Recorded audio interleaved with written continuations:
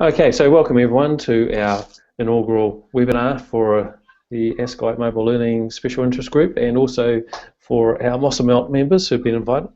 We've got a webinar here with Sarah, virtual Sarah Jones, all the way from Coventry University in the UK.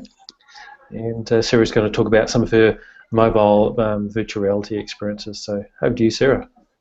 Okay, hi. Yeah, I'm Sarah Jones. I'm Deputy Head for the School of Media and Performing Arts at Coventry University. My background probably serves as a good introduction into how I get into mobile 360 and virtual reality, and increasingly the ideas of augmented reality, mixed reality, and all the kind of immersive technologies. So my background was in television. I was a television news correspondent for about 10 years, so I worked for a breakfast television show telling stories, and I love telling stories. So that's what I did. I travelled around telling people stories, and what I always wanted to do was to get closer to the stories and really help an audience immerse themselves in the story, and also for the journalists to do that as well. So that's the kind of area that I was into, kind of reporter involvement, and that's the area when I left industry and moved into university about 6 years ago, and that's the area that I focus my research in. So reporter involvement, immersive journalism, and then obviously we started to have the massive shift into 360 filming, not virtual reality as such, but 360 filming. And I always get into arguments with people online about 360 is not VR and the constant debates around that kind of use of terminology. But with 360 filming, it gave me the chance to really see how you could how you could experience a story in a way that you could never experience before. And that got me thinking about my work, kind of separating it in two different areas. So the immersive storytelling side, and then taking those tools and using them for education. So I kind of looked at it from both sides, and I don't see them as being very separate. I see them being quite interlinked, and all the work that I do is trying to create that strong experience with a strong narrative, so people are learning all the time through experiencing something else. So that's kind of my background and how I got into the space. And I've probably been in it now for coming up to about 2 years, which in the VR world is a long-termer. It's insane how much it's blown up in the last kind of 12 months or so, and I think I jumped in very early on, using all kinds of tools. And the technology changes so much, it's changing every day. We're seeing new cameras coming out all the time, we're seeing easier ways of editing. Simply a few weeks ago I was in Hong Kong breaking my wrist, and I was making a short film about the little planets. I was trying to do like a Hong Kong little planet scenario, and I was there battling around with stitching and editing and changing effects, and I must have spent about a day and a half trying to do this. Then last night I was at home and I was playing around with a new app on my phone, and realised I could do it all just on my app, which is really frustrating because I'd spent so long trying to do it. But it shows how quickly the technology is catching up, and there are new things every day, and that's helping the workflow, and it's really helping us to create good content, which I think is really important. So I think where I kind of sit within the VR 360 space is specifically within the experience and with embodiment. A lot of the work that I do is kind of following the work that Mel Slater has done, and I'll pop a link onto his site because there's some great resources on that for embodiment. Let me just see, where do I stick the link? Is it on? You can open the chat on the side, or share it. So this link takes you to Mel Slater's, and Mel Slater basically started with the question that, you know, virtual reality is great. It gives you the chance to go anywhere, gives you a chance to be anywhere, and we can start seeing the effect of that with virtual field trips, with kids learning in Rome or in California, or going to Alaska, or going back in time. But what he wanted to do, which is what I try and do, is to say, okay, it's not just a case of simply being somewhere else, it's a case of being someone else and really learning from that experience. And that's where you get a much deeper sense of learning, and a deeper sense of understanding. So understanding different people's perspectives perspectives. Mel Slater's done some great work about race and gender and embodying somebody else within a virtual world, where you can really understand body language and how your body might change if you're inhabiting being a child, or being a female if you're a man, and those kinds of questions I think really help to transform education, but also help to transform human understanding as well. And for me, that's really where the power of the technology is. So Mel Slater is definitely one of the kind of academics within this space that's been in the space for a very, very long time, who has done some great work around the psychology of using immersive technologies, and then applying that to stories and applying that for education, I think is really, really powerful. Do you want me to carry on talking? Yeah, I mean, what about some of the contexts that you've been working in? I know you've been working in journalism and paramedicine. Yeah. What sort of things have you been doing, particularly, say, within paramedicine? How does virtual reality enhance the education of paramedicine? Yeah, so I mean, my background, as I said, is in telling stories, and I always think that that's my role in this space. I'm an immersive storyteller. But I need people to tell stories for, and I need experiences to create. So basically, we at our university, same as most universities, we've got various different disciplines, and there was a great colleague of mine called Alison, who works in emergency nursing, and she loved VR. She absolutely loved it. So we sat down. We said, okay, let's create something, and we decided that one of the best things that we could do was to create an experience for first-year paramedic students. And to put them in the perspective of a paramedic confronted with a scene where somebody is choking in front of them. So an everyday experience, something that they might get to experience quite frequently, but something that they hadn't yet experienced.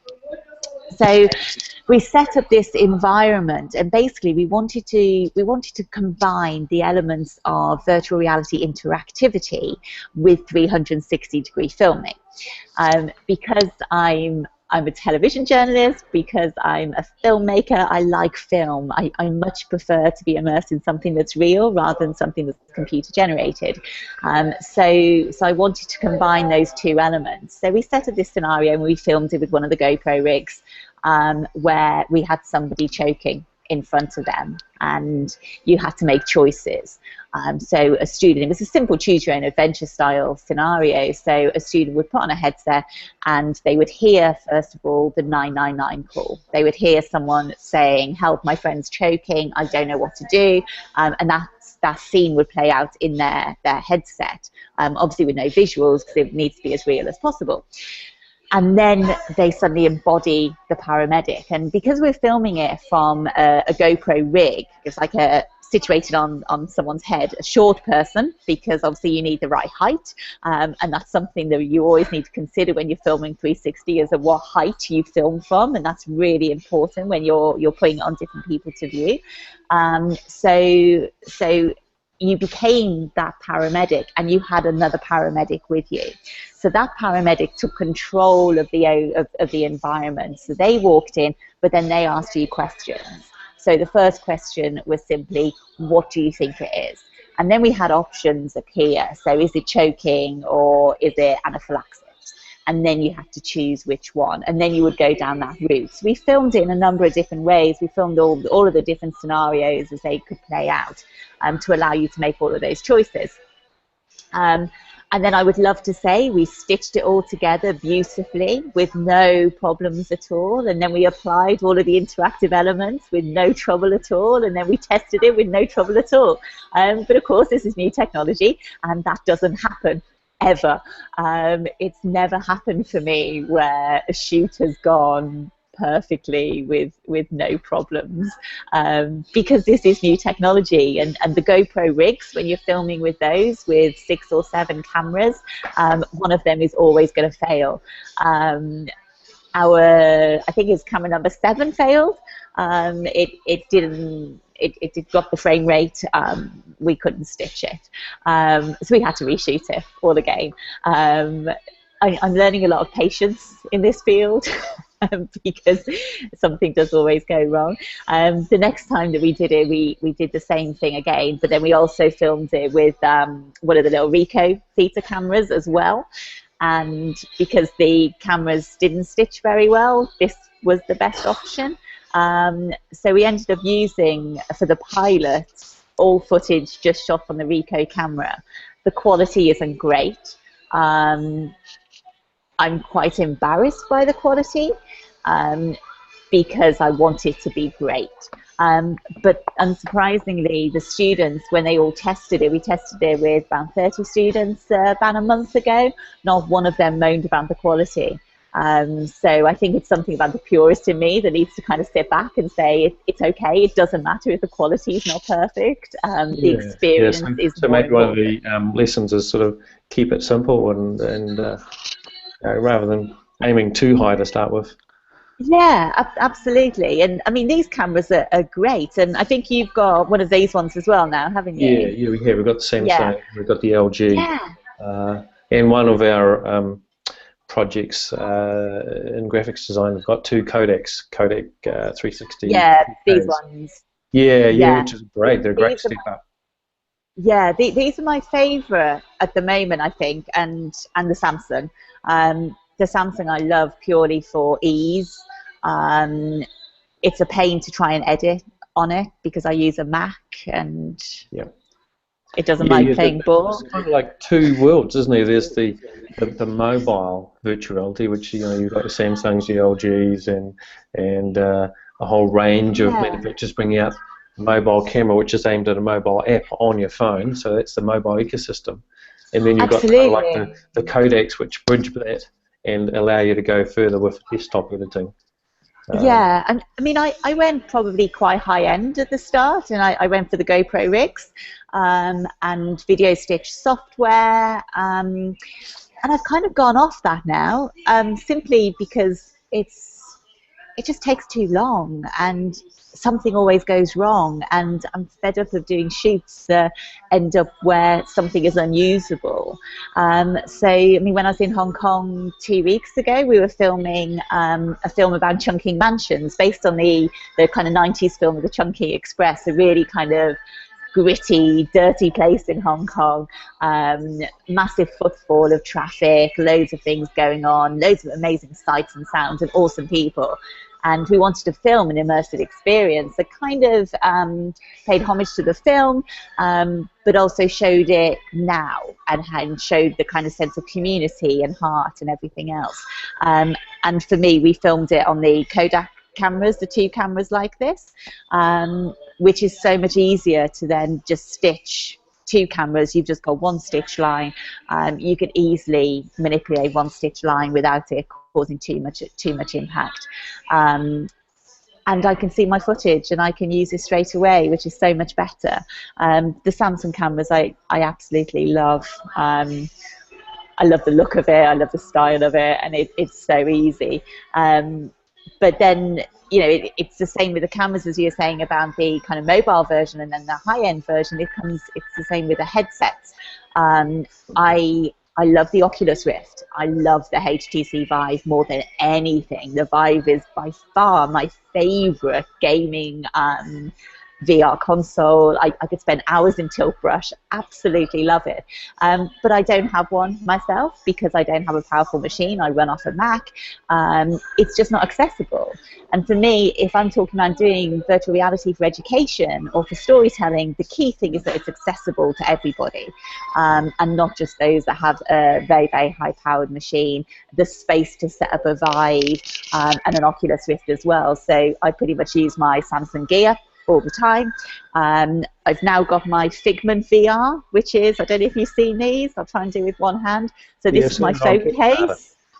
Yeah, so I backed it on Kickstarter last year and it finally arrived. But it's brilliant. So if I flick these buttons there, it just turns it into the headset, and it's just brilliant. So yeah, so that's my new way of just showing people what the technology is. Figment VR? Pardon? What the cost on the Figment VR? I think it was about 60 or 70 UK pounds, which is probably quite I mean, the case is quite robust. It's quite a good case. But I also have, I have these little goggles as well. These are the Hamida set, which clip on onto your phone. So they just clip on. I can do it one-handed. They clip onto your phone like that, and it transforms your phone into a viewer, so you can view spherical video. Those are about €20, I think. What are those ones called? They're the Hamida Mini. I'll write it in the chat now. Please do. They're brilliant. Because they're just so easy to stick in your pocket, and they're flat, so it's not like carrying around a cardboard headset everywhere. And you can show people instantly. So it's just a really neat way of, my sticker always comes off it. I've used them a lot, and it's just clips on. So I think that's really the key for me, is making things accessible, making the content accessible, and also making it able to view, because people don't want to find things. They don't want it to be difficult to find. We live in this age where everything is instant. They don't want to have to download stuff and then look at it in different ways. It needs to be quick and easy. So if it's something like that, or on a case, or simply the gear, then it's just. So I think that's where one of the areas where we're seeing mobile VR really start to make an impact, is with the introduction of Google Cardboard, and you can make your own or buy a kit for $9, $10, and use your smartphone, so you don't need to spend hundreds of dollars. But it's really interesting to see how certain disciplines, so for example, journalism, are really taking it on board, and with New York Times handing out, 1 million Google Cardboards for their audience to be able to view a VR film of them in reporting. So I guess that for me is a bit of a segue into, how do you see this taking off inside journalism, and what are some of the key things that, say, a journalism student needs to know or start looking at in this field? Yeah, I think it's really interesting looking at it as a tool for journalism, and there's loads of ethical issues.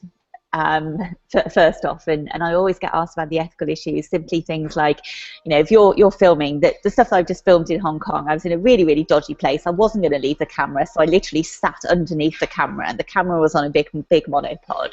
And now I'm facing that dilemma: do I Photoshop myself out, or do I leave myself in there? And if I Photoshop myself out, is that a fair representation of the scene? So you've got all of those ethical issues and things that I'm not quite sure where I stand yet. But as a tool for journalism, it's something that's really powerful. Chris Milk, who is brilliant, I'll just put his name here, Chris Milk.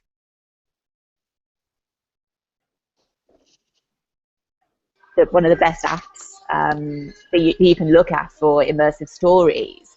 And he's done some great stuff, calling it the empathy generator. It's his empathy machine. It's a way to connect to a story in a way that you've never been able to connect to it before. And in all of the studies that I've done with students and small focus groups, that comes out repeatedly.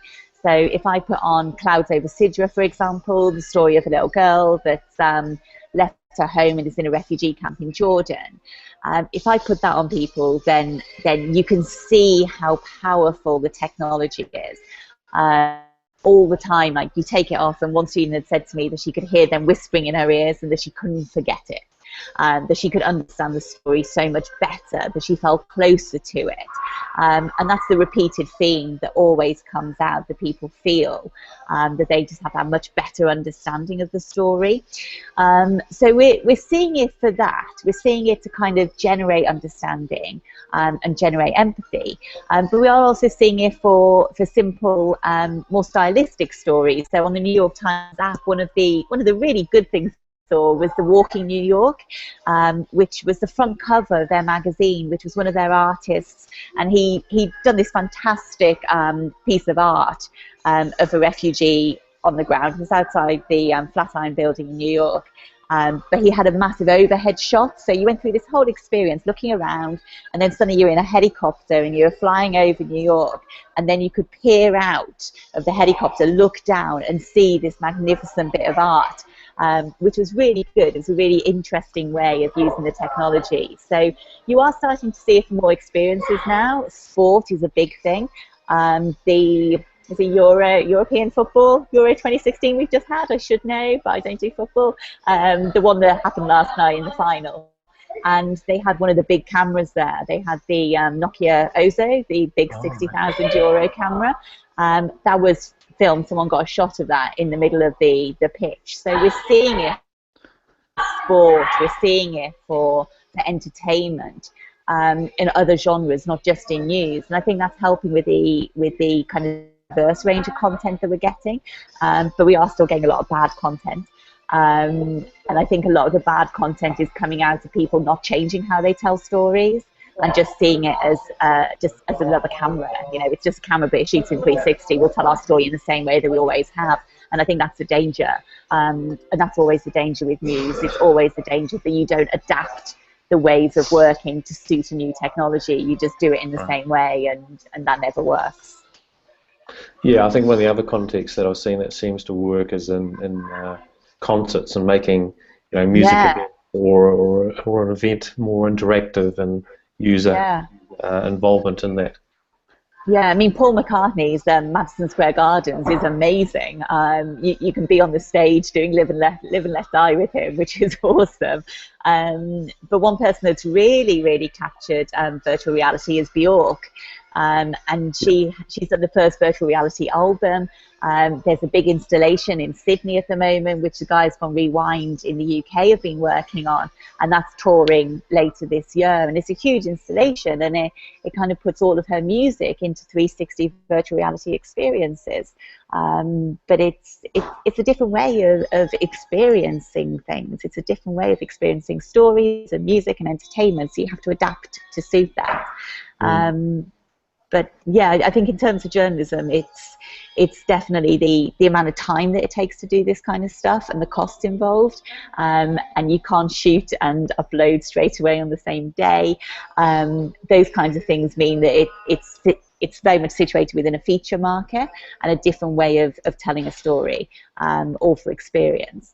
But the other option is using kind of these cameras and doing what I always call social 360, where it's simply, you know, this is the environment and I'm uploading either a short 30-second clip or a still image to social networks where you can, you know, tilt and rotate on Facebook and experience what it's like to be there. And if you're talking about like a flood or one of the really good examples I saw was 5 Live. They did one of the Hillary Clinton or Trump rallies in the States, and they used a Ricoh camera and they captured the environment of what it's like to be at a political rally.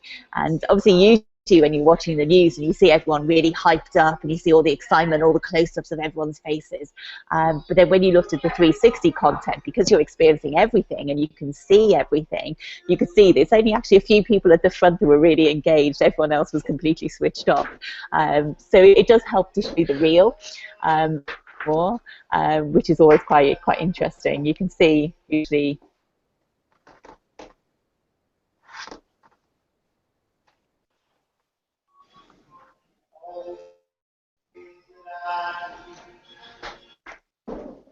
Oh, we seem to have lost you. Oh, you're back. Okay. We lost you for a couple of seconds there, but that's all right. Looks like our connection's you've come back. Yes. Looks like our connection's playing up a bit. So we've still got Claudio and Stuart here. Oh, I can't hear anything. Oh, Just wondering, Stuart, if you've got some questions. Slowly. Hello. Yes. Our biggest thing is, so Steve and I spent the day yesterday filming a 360 for proof of concept for Tony and for the head of departments here for paramedicine and health, just to prove that we can do what we want to do. But the biggest problem we had last night was actually stitching it all together. and so we used Apple. Yeah. Yeah, which was fine, but we can't seem to.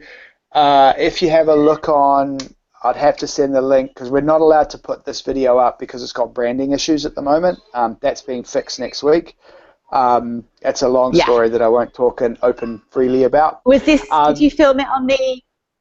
We filmed it on the LG. So our head of department has brought us an LG until we can get the Nikon. The Nikon's the one that's going to suit our environment, obviously with being waterproof, with being paramedics and throwing stuff around. He's not prepared to spend lots of money on cameras that will break, and we will. And so he's quite happy for us to have the LG, and then once the Nikon comes out, that's cool, and he's quite happy to get a couple. But there's a reasonably large amount of money being talked about, but the biggest problem we had yesterday was when we've made this video, and it's still got the round circles, like the 2 round circles. So when we've uploaded it to YouTube, you're putting in the wrong mode there, Stuart. Yeah. You need to change the camera mode. We need to change the camera mode. Yeah. But it works. I just saw the audio. Yeah. Bugger. Because what I think I might do, Stu, is let's finish the broadcast here, and then we can keep on going with asking Sarah questions about your project. Claudia, have you got any general questions you want to ask Sarah before we finish the broadcast? Yes, I was wondering if you can propose.